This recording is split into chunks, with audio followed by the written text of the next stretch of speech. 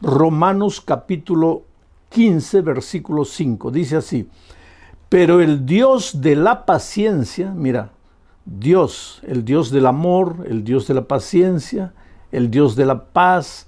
Hay muchas maneras como podemos describir a Dios. Quiere decir, es un solo Dios de quien va la vida, sale la paz, sale la justicia, sale la paciencia. Aquí Pablo lo llama el Dios de la paciencia. Pero el Dios de la paciencia y de la consolación os dé entre vosotros un mismo sentir según Cristo Jesús. Un mismo sentir. A la familia, toda la familia, padre, madre, hijos, un mismo sentir. Una familia unida, una empresa unida, una iglesia unida, una sociedad unida. Pero eso es solamente cuando el Dios de la paciencia nos da su paciencia, porque no es fácil vivir en unidad.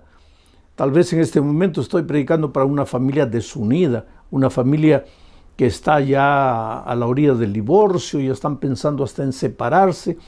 Y muchas veces la pareja se pregunta, ¿pero por qué? En el fondo nosotros nos amamos, pero ¿por qué no logramos vivir en armonía?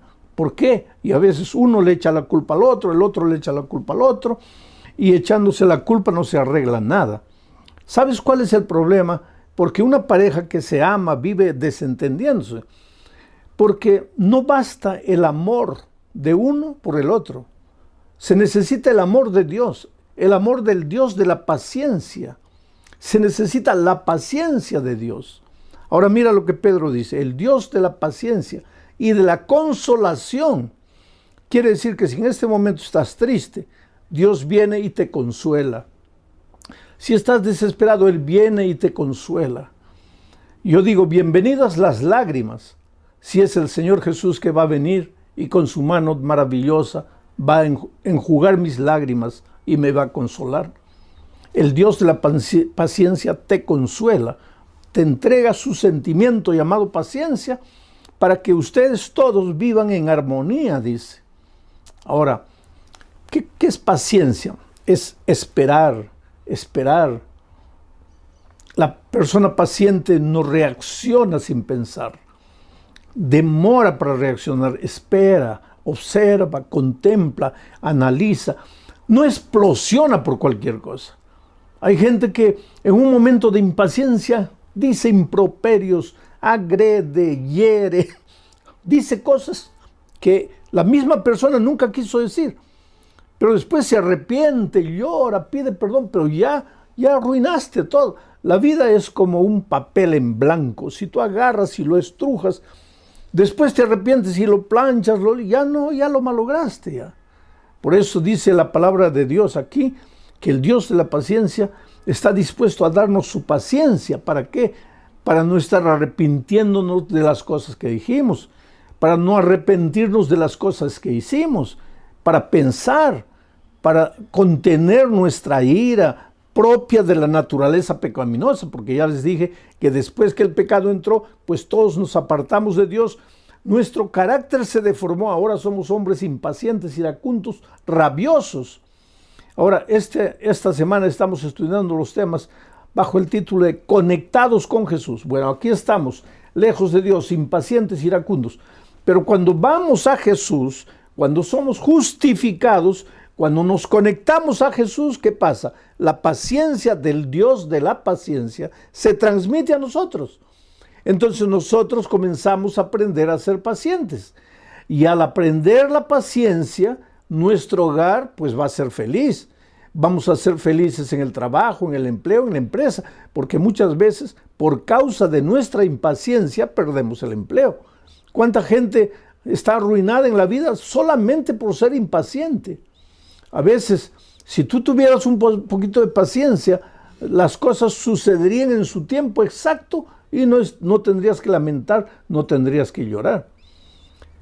Pero hay otro texto de la Biblia que describe la paciencia de Dios, y me refiero a Éxodo capítulo 34, versículo 6. Y pasando Jehová por delante de él, de Moisés, proclamó: Jehová, Jehová, Moisés, ¿no? Proclamó: Jehová, Jehová, fuerte, misericordioso y piadoso, tardo para la ira, o sea, paciente, tardo para la ira, y grande en misericordia y verdad. ¿Por qué Dios es paciente? Porque Dios es amor, porque Dios es misericordia, y por eso tiene paciencia, espera. Ahora, si Dios no nos tratara con paciencia, con misericordia, ya estaríamos muertos, fulminados, porque la propia Biblia declara que la paga del pecado es la muerte. Ahora, si la paga del pecado es la muerte, y nosotros todos hemos pecado, cada día pecamos, sabemos lo que no debemos hacer, le prometemos a Dios que no vamos a volver a hacer, tomamos decisiones una y otra vez y sin embargo volvemos a caer en el mismo pecado. Ahora, si Dios cumpliera lo que está establecido como un principio de vida, la paga del pecado es la muerte, todos nosotros estaríamos muertos. Pero cuando Moisés vio a Dios en el Sinaí, lo describió como el Dios de la paciencia, tardo para irarse, tardo para irarse. Por ejemplo, mucha gente me pregunta, pastor, ¿pero cuándo va a venir Jesús? Yo siempre les digo, queridos, estamos caminando en el desierto de esta vida, en dirección a la casa de nuestro Padre, de donde nunca deberíamos haber salido. Así como el hijo pródigo un día dejó la casa del Padre y después sufrió, lloró, padeció, pasó hambre, comió hasta la comida de los puercos, y ahí en la miseria y en su dolor se acordó y dijo, ¿cuántos jornaleros en la casa de mi Padre tienen que comer y yo aquí muriendo de hambre? Pero yo le preguntaría al hijo pródigo, ¿y por qué te saliste de la casa del Padre? Y nosotros también, queridos, en este mundo no es nuestro hogar. Nosotros no hemos nacido para perecer en este mundo. Nosotros somos peregrinos y advenedizos. Somos inmigrantes. Nuestro verdadero país está en el cielo. Nuestra verdadera casa es la casa del Padre, de donde nunca deberíamos haber salido. Hoy día, caminando en el desierto de esta vida, pues somos heridos muchas veces, perdemos la familia, estamos sufriendo de la pandemia, perdiendo el empleo, tantas dificultades, la gente nos traiciona, la gente nos agrede, hay muchachos jóvenes, la sociedad coloca preconceptos encima de ellos. En fin, este mundo es injusto, este mundo es cruel, tenemos que reconocer, pero nosotros estamos caminando a nuestro hogar.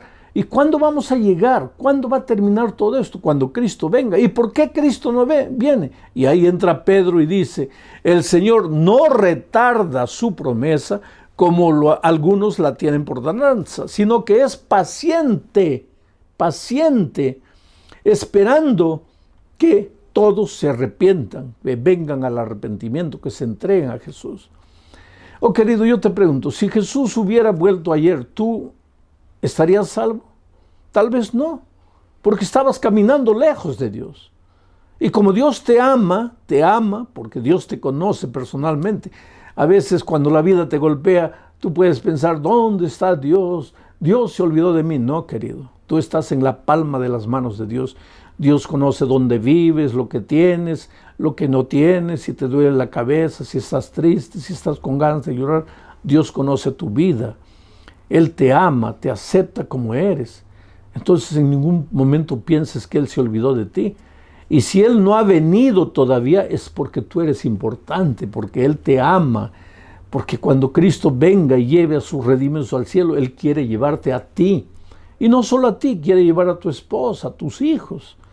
Y si en este momento estoy predicando por una esposa e hijos que están en la iglesia, pero el esposo no, y estos días tú como esposo estás escuchando así medio desconfiado, yo quiero decirte que Jesús viene, va a llevar a tu esposa y a tus hijos, pero quiere llevarte a ti también, porque tú eres importante para Dios, Dios te ama, tú no te dabas cuenta tal vez, tú estabas tan ocupado trabajando en las luchas de la vida, o tal vez tan absorto por los placeres de este mundo que no te dabas cuenta que Jesús está corriendo atrás de ti y Dios está usando el instrumento llamado tu esposa, tus hijos, para llegar a tu corazón. Y en esta noche no son mis palabras las que te están llegando al corazón, son las palabras de Dios. Yo soy apenas una herramienta en las manos de Dios para tocar tu corazón. Bueno, ese es el Dios de la paciencia, el Dios tardo en airarse, el Dios que no permite que Jesús venga todavía, no porque se está demorando, sino porque es paciente, esperando que tú te arrepientes, que tú estés preparado para encontrarte con Jesucristo. Entonces viene la otra pregunta, pero pastor, ¿por qué ese Dios paciente hizo tantas cosas terribles en el pasado, especialmente en el Antiguo Testamento? El otro día yo encontré un joven universitario que me decía justamente eso. Pastor, para mí, cuando yo leo la Biblia, parece que hubiera dos dioses. Un Dios del Antiguo Testamento, que es bravo, justiciero, su nombre Jehová de los ejércitos, soldado, guerra, batalla. Un Dios que no perdona, un Dios intransigente, un Dios radical, un Dios que no acepta que sus hijos se desvíen, que mata, no solamente mata a los hombres, mata a mujeres, niños. ¿Qué Dios es ese? Y entonces ese muchacho me decía, cuando yo vengo al Nuevo Testamento, ahí encuentro ya un Dios diferente, porque el Señor Jesucristo ama, perdona, justifica, espera, nos da su gracia. Entonces este joven universitario me decía, pastor, yo no consigo armonizar esos dos dioses, el Dios del Antiguo Testamento y el Dios del Nuevo Testamento. Sin embargo, querido, te digo que no hay dos dioses, hay un solo Dios. El Dios del Antiguo Testamento es el mismo Dios del Nuevo Testamento. El Padre y el Hijo son el mismo Dios, el Espíritu Santo junto con ellos. Pero entonces ¿por qué parece que son diferentes? Este mismo muchacho me decía, pastor, yo lo veo a Dios en el Sinaí gritando en llama de fuego y humo y estruendos y truenos. Y en el Nuevo Testamento yo lo veo al Señor Jesús muriendo en la cruz del Calvario, diciendo, perdónalos porque no saben lo que hacen. Parece que el Dios del Nuevo Testamento es paciente, pero el Dios del Antiguo Testamento es impaciente. Pero ¿cómo impaciente? Si acabamos de leer el texto de Éxodo que dice que Moisés vio a Dios y lo describió tardo para la ira. Pero si es tardo para la ira, ¿por qué hubo tanta matanza en el Antiguo Testamento? Esa es una cosa que mucha gente no entiende, mucha gente se preocupa y mucha gente se intriga. Pero yo voy a tratar de explicarte en este momento. Vamos a leer Génesis capítulo 15, versículo 16. Y en la cuarta generación, a la cuarta generación volverán aquí, porque aún no ha llegado a su colmo la maldad del amorreo. Mira, esto le dijo Dios a Abraham, porque Dios le prometió a Abraham que le daría la tierra prometida, le daría Canaán, donde vivían los amorreos, los filisteos, los jebuseos, todos ellos, toda Canaán. Entonces, ya estaba demorando mucho tiempo, porque así somos los seres humanos, impacientes. Mientras Dios es el Dios de la paciencia, nosotros los seres humanos somos los hombres de la impaciencia. Todo lo queremos ahora, y por quererlo ahora a veces nos metemos en problemas. No tenemos paciencia para esperar. Entonces Abraham le pregunta a Dios, pero Señor, ¿cuándo no? Ya nos has prometido, le has prometido a tus hijos que nos vas a llevar a la tierra prometida. ¿Cuándo va a ser eso? Y mira lo que le dice Dios, hijo, a la cuarta generación, no ahora, a la cuarta generación, o sea, falta 4 generaciones, ahí yo los voy a traer. Y Abraham tal vez pregunta, pero Señor, ¿por qué solo a la cuarta generación? Y Dios le responde, porque todavía no se ha llenado la medida de la maldad del amorreo, porque todavía, dice, porque todavía no ha llegado a su colmo la maldad del amorreo. No ha llegado a su colmo. Quiere decir que Dios estaba teniendo paciencia con el amorreo. No lo quería sacar todavía de la tierra. Pero ¿quién era el amorreo? ¿Cómo vivía el cananeo, la gente de esa tierra? ¿Cómo vivía? Mira, para leer eso, para entender eso, tenemos que leer Levítico capítulo 18. En los versículos 1, 2 y 3, mira lo que dice. Habló Jehová a Moisés, diciendo, cuando iban a entrar a Canaán, a la tierra prometida. Habla a los hijos de Israel y diles, yo soy Jehová vuestro Dios. No haréis como hacen en la tierra de Egipto, en la cual morasteis, ni haréis como hacen en la tierra de Canaán, a la cual os conduzco, ni andaréis en sus caminos. Esto es interesante. Antes de entrar a Canaán, Dios le dice a Moisés, dile al pueblo que no practiquen las obras que hacían los egipcios de la tierra de donde vinisteis, pero que tampoco deben hacer las obras que hacen los cananeos en la tierra a donde ustedes están yendo ahora. ¿Y qué es lo que los cananeos hacían de tan horrendo? Para entender eso tendrías que leer todo el capítulo 18 de Levítico. Yo no tengo tiempo para leer, pero tú después lee y vas a ver los más terribles de pecados, ¿sabes? Los cananeos habían llegado al colmo, a lo peor de lo peor. Era ser humano con animal, hombre con hombre, padres con hijos, hermanos con... Era un cuadro de inmoralidad total, completo. ¿Y qué es lo que Dios dice? Todavía no ha llegado al colmo la maldad del amor. Pasan 100 años. El pueblo se sigue hundiendo en la miseria. Ya no saben qué pecado inventar. El pueblo de Dios reclama, Señor, ¿cuándo nos vas a dar la tierra? Y Dios dice, todavía no ha llegado al colmo la maldad del amorreo. Pasan 200 años, todavía no ha llegado al colmo la maldad del amorreo. 300 años, todavía no ha llegado al colmo. 400 años, todavía no ha llegado al colmo. Ahora, no vas a decir, bueno, pero finalmente la paciencia de Dios se acabó. No, querido. ¿Cómo la paciencia de Dios se va a acabar? Si Él es tardo para la ira. ¿Cómo va a acabar si Dios es el Dios de la paciencia? La paciencia es parte de su naturaleza. Y Dios es eterno. Entonces, ¿cómo la paciencia divina se va a acabar? No es que la paciencia divina se acaba. Pero llegó el momento en que Dios dijo, ahora sí, al pueblo de Israel, entren a la tierra de Canaán. Y entonces esa generación fue extirpada de la tierra. Ahora, esto es duro decir, querido, porque si tú lees la Biblia vas a ver que a veces el pueblo entraba con espada, y lógico, si hay espada, si hay guerra, si hay lucha, hay sangre, la sangre se derrama y todo. Son hechos crueles del Antiguo Testamento. La gente no entiende. Pero te voy a decir, en ese tiempo el clima era de guerra, así vivían las naciones, guerreando, peleando una contra otra, quitándose el territorio, matándose, era la cultura de su pueblo. Hoy día para nosotros nos parece horrendo, nos parece grotesco, porque nuestra cultura es diferente de esos días.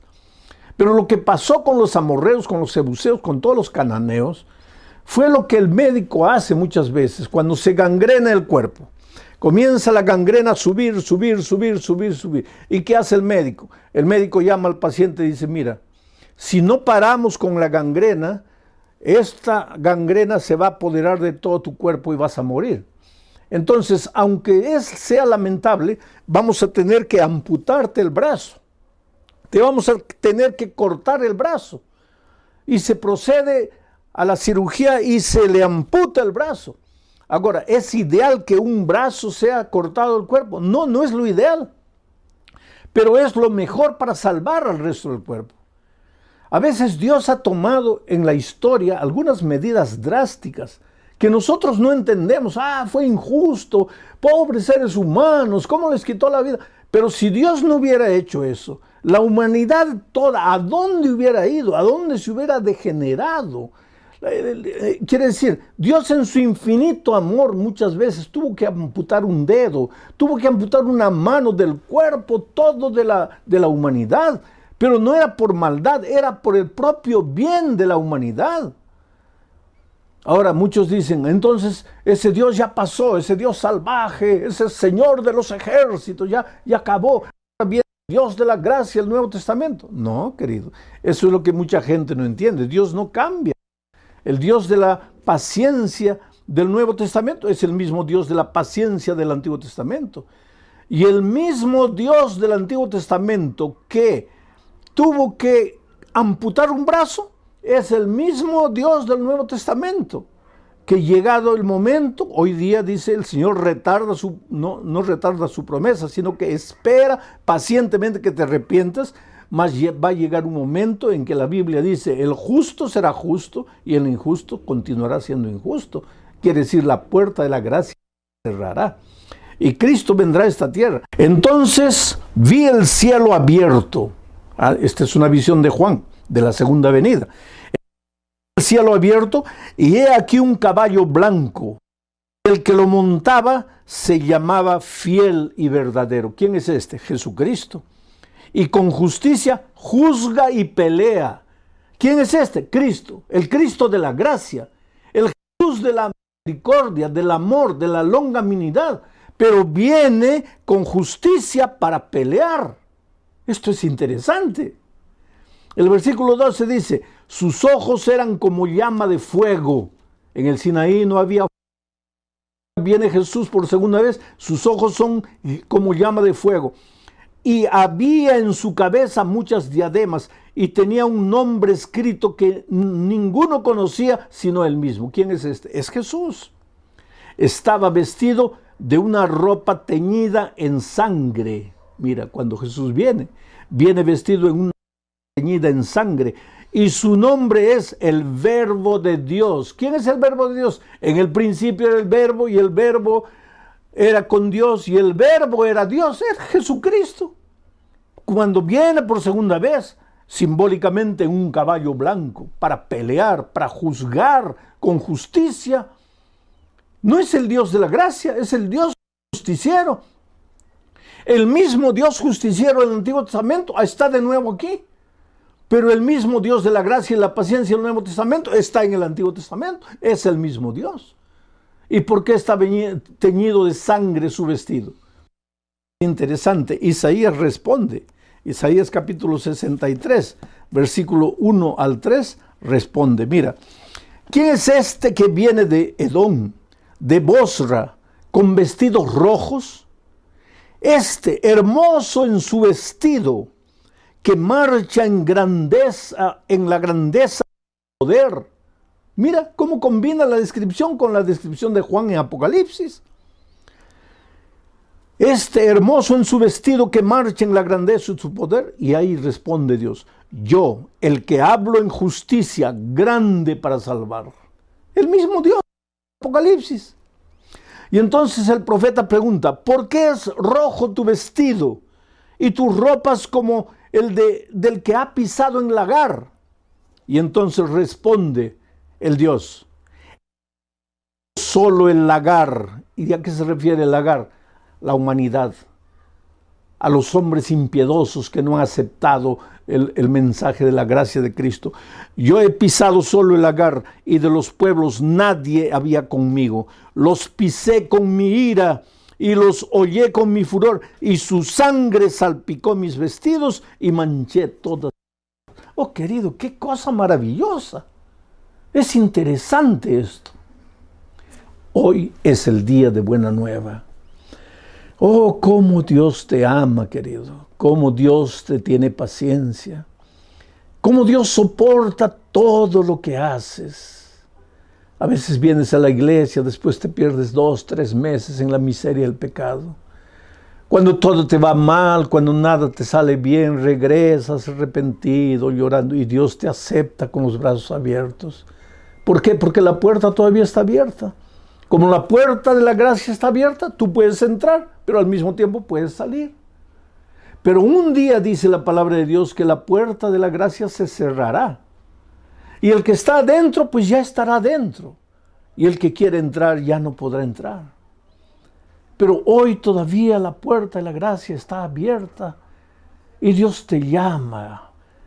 Porque tú vales mucho, querido, con ese carácter terrible que tienes, así impaciente, así peleador, discutidor, egoísta, mentiroso, orgulloso. Tú eres lo más precioso que Dios tiene en esta vida. Y si en este momento tú estás sufriendo, no es porque Dios te está castigando, no es porque Dios se olvidó de ti. ¿Cómo se va a olvidar de ti? Si Dios sabe cuando un cabello cae, Si Dios sabe cuando un pajarito muere, tú vales mucho más que un cabello. Tú vales mucho más que un pajarito. ¿Cómo es que Dios no va a saber que estás sufriendo en este momento?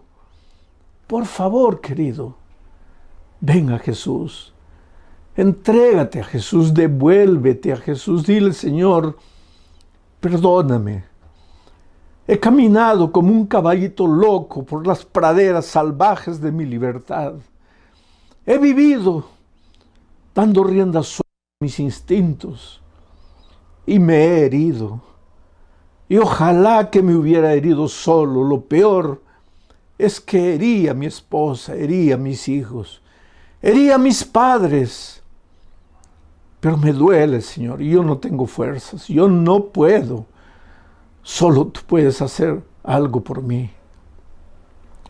Algo parecido así es la historia de Verónica Monsalve. Verónica era una joven que con 17, 18 años ya estaba sumergida en la bebida. Pasaba noches en fiestas, en jaranas, bebiendo. Un día su padre tuvo que cargarla porque no podía ni caminar. El padre llorando al ver a su hija, porque ¿qué padre puede ver a una hija de 18 años, a un hijo de 18 años?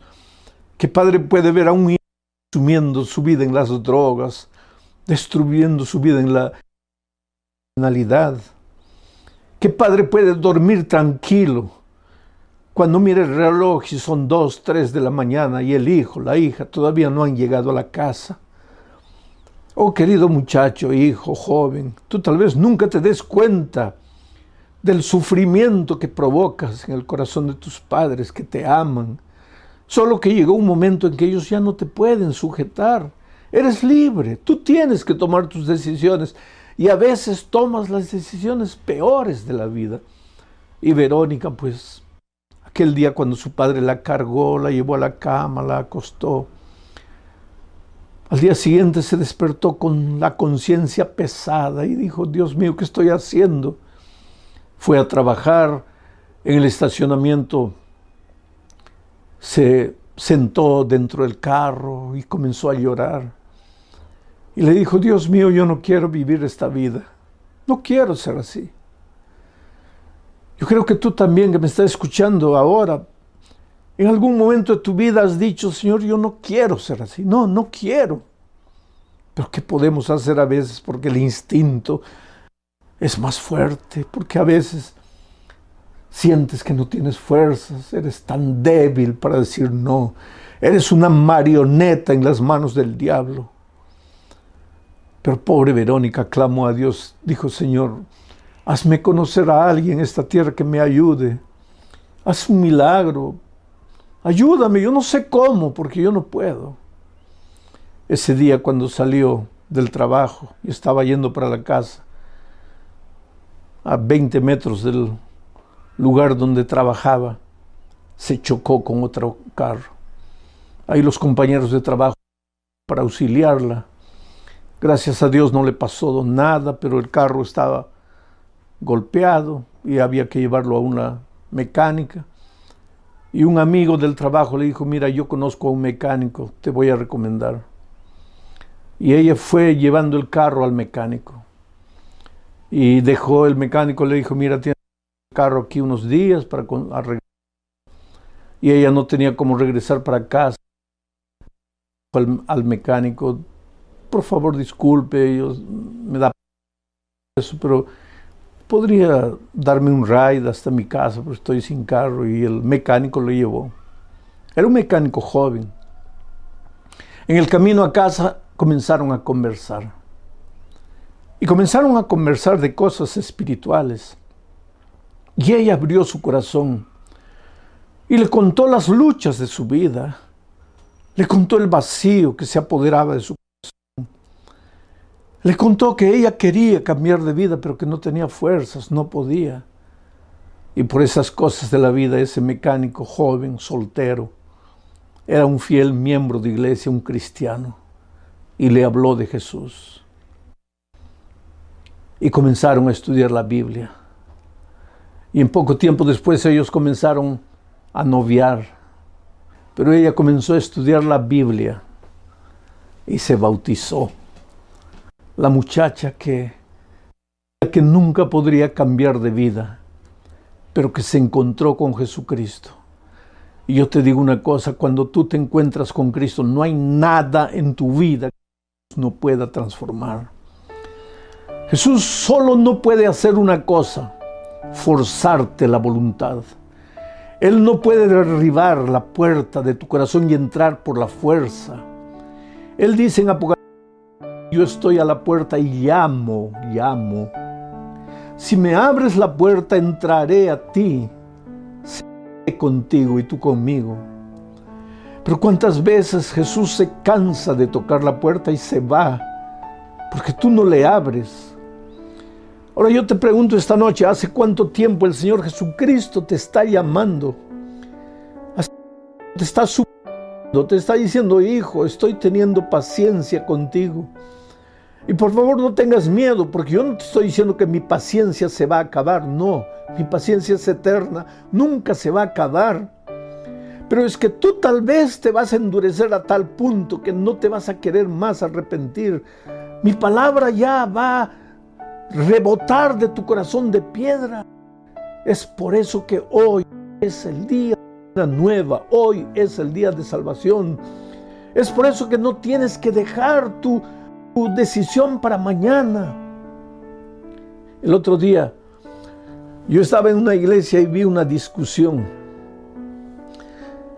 Había una madre cuyo hijito tenía 12 años, 11 para 12 años, y la madre quería que el niño se bautice porque el niño quería ser bautizado. Él no era un niño, un jovencito. Quería ser bautizado, pero la madre quería. Pero el padre era primer anciano de iglesia, el padre no quería. Entonces me llamaron a mí y el pastor estaba ahí. El pastor decía: bueno, si la madre quiere y el niño quiere, pues bautícense. Pero el padre decía: no pueden bautizarse. Entonces me llamaron a mí. Y yo les pregunté: ¿y por qué no? ¿Por qué tú crees que él no puede bautizarse? Y él me dice: porque él todavía no hace las cosas bien hechas. Y yo le pregunté: pero a ver, dime una de las cosas que no hace. Dime una de las travesuras. Me dice: por ejemplo, él no arregla su cama cuando se levanta. Y la esposa que estaba ahí lo mira al esposo anciano y le dice: pero querido, tú tampoco arreglas la cama. Quien arregla la cama soy yo. Y tú ya estás bautizado y todavía eres anciano de iglesia. Querido, es una situación interesante. Pero te digo una cosa, mira. La experiencia de un muchachito de 11 años, él puede tener una experiencia cristiana, pero nunca va a ser la experiencia cristiana de mí, con la edad que yo tengo. Porque ese muchachito se puede bautizar con 10, 11, 12 años, si los padres lo van a apoyar en la fe. Pero mañana, después del bautismo, seguramente que va a estar subiendo a un árbol de mangos a recoger mangos. Ahora, si a mí me ves mañana subiendo un mangueral para recoger mangos, pues llévame al manicomio porque estoy loco. ¿Qué te quiero decir? La experiencia de un viejo es la experiencia de un viejo, la experiencia de un jovencito es la experiencia de un jovencito. Pero Dios llama a los jovencitos, y cuando un muchachito que ya tiene conciencia, ya tiene noción de lo que es malo, de lo que es bueno, ya tiene noción de quién es Jesús, qué es la palabra de Dios, y quiere bautizarse, no hay problema para que se bautice. Así que tú, jovencito, si estás pensando bautizarte, bautízate. Y tú, querido joven, hermano adulto, si sientes que el Espíritu de Dios te está llamando, toma tu decisión esta noche. Hazlo en el nombre de Jesucristo. Mientras estoy orando, tú expresa tu decisión ahí donde estás.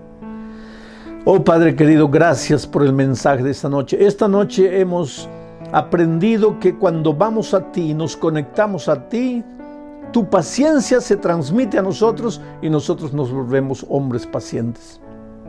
Tú eres un Dios de paciencia, de misericordia. Tú eres justo, Señor. En el Antiguo Testamento muchas veces tuviste paciencia generación tras generación tras generación. Pero llegó un momento en que esas personas era mejor que descansaran de que continuaran viviendo la vida terrible que estaban viviendo. Hoy tú sigues siendo el Dios de la paciencia, el Dios del amor, de la gracia y de la misericordia, pero llegará un momento, Señor, en que la historia de este mundo tendrá fin. Las puertas de la gracia se cerrarán. Jesús volverá a llevar a sus hijos, y todos los que queden en esta tierra, no será porque Dios dejó de amarlos, no será porque Dios perdió la paciencia con ellos, será porque ellos no aceptaron la paciencia divina. Por eso hoy es el día de buena nueva, hoy es el día de decisión, y ayuda, Señor, a las personas a tomar su decisión. En el nombre de Jesucristo. Amén.